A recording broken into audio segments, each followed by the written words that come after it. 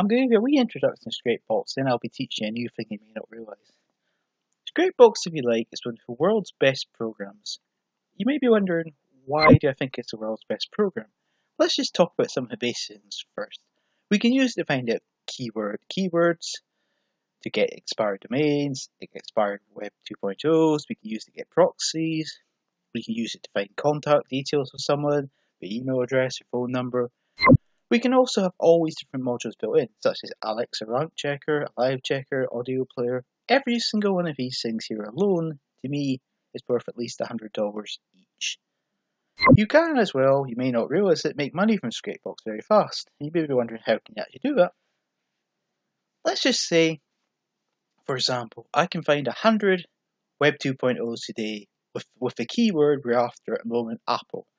I can go up to 100 people and say, hey, will you buy off me Web 2.0s with good link juice for $1 each? And you'll find a lot of people will say yes. So in fairness, you've actually covered the cost of Scrapebox and you've made $5 profit. I think the price of Scrapebox at the moment is $95. Another way you can do it is you can find very strong expired domains.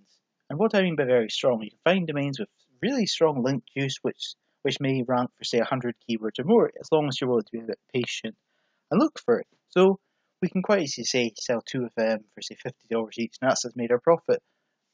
And we've also covered the cost of Scrapebox without doing really much work. But I wanted to show you more of something you may not realise.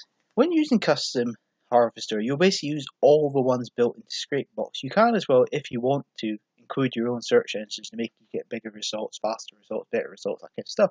But for me, what I found actually is by just doing this simple change, use detail harvester, just show you something else, you can get much better results. Just say import and replace current list.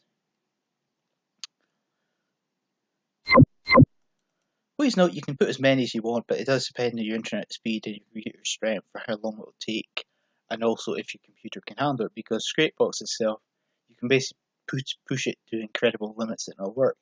But if you haven't got internet strength or computer strength, it won't work well for you. I'm just going to show you now how to do it. Just quick, start harvesting. You see here, we got all these different ones we can include. We can go with, for example, we can go whatbox.com, we can use Google 24 hours. I find when I just use 3 of these, I get the best results. I'd also go duck to 4. You can as well take off Go Duck or you leave it, it's your choice. We got here Google, Yahoo, Bing, and Go Duck.